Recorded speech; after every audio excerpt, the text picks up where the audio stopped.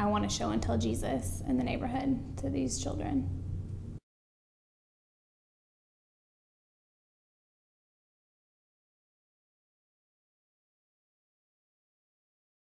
So when we started this church a little over 8 years ago, this building became available, and we love the fact that it's in a neighborhood. And so we knew that if we were going to be here, that we needed to be neighbors here, and that we needed to be an irresistible influence in this neighborhood.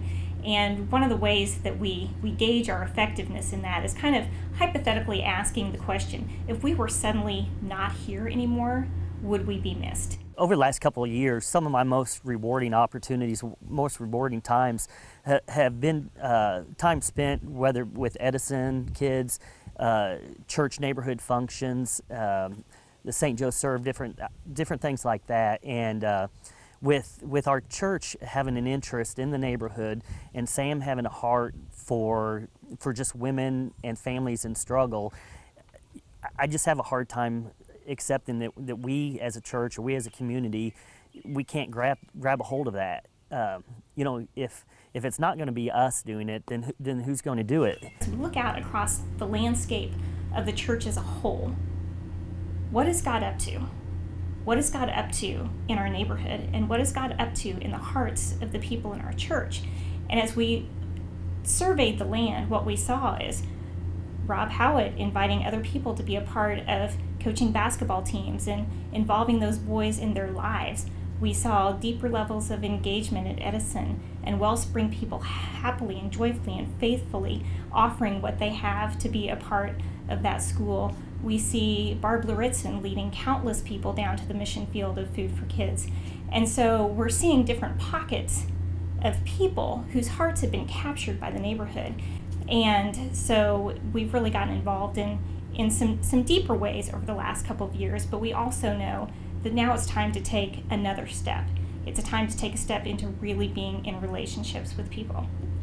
It's been about a year ago. I had coffee. Stacy was like, I really want you to meet Rob Howitt.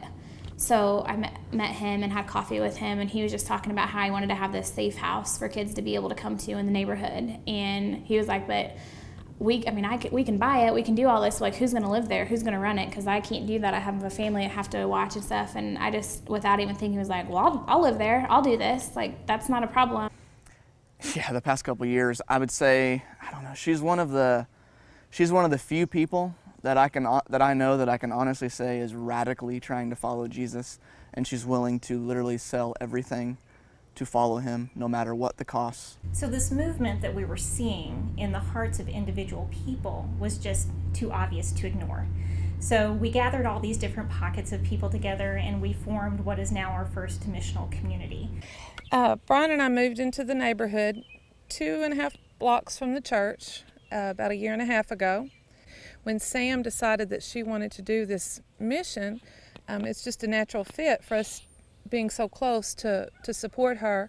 And she's also good friends with our daughter-in-law, and so Sam is like a daughter to us, and I act like that a lot too, and she probably gets tired of me acting like her mother. But it's just a natural fit for us to take care of Sam and help her and in the neighborhood that we love. Angie and I have been just kind of involved with the neighborhood activity several years, dating back to where Angie started working with some Edison boys. Started off with one boy similar to Rob's story. Then we brought along his younger brother, and then next thing you know, we kind of have their family involved, and we're doing stuff with them over the holidays, having them at our house, just kind of investing time and energy in the family. You know, it's one thing just to provide for people, but it's another thing to invest time, your energy, and your love, and let them know that that you really want to be a part of their life and part of their story. And the more people talked about it, the more people wanted to be involved in it, the more people wanted to help in any way possible that they could.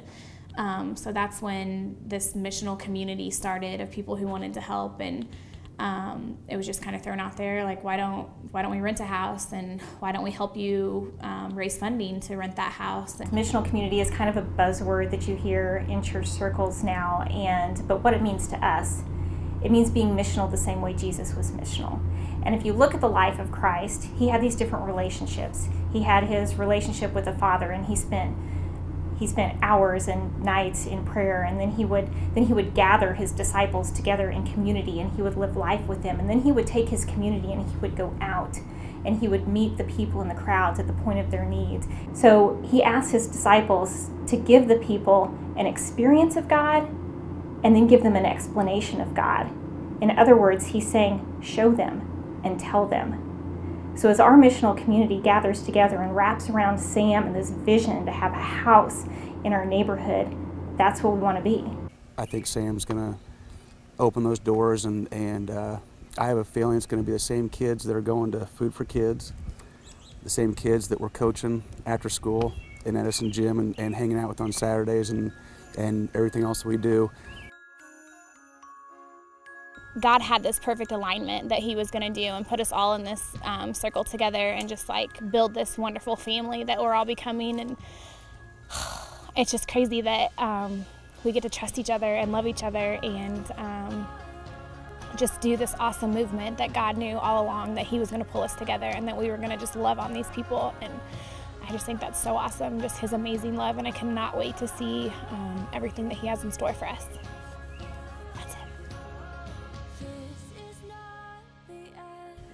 The trust is the big thing that has to be there in order for them to want to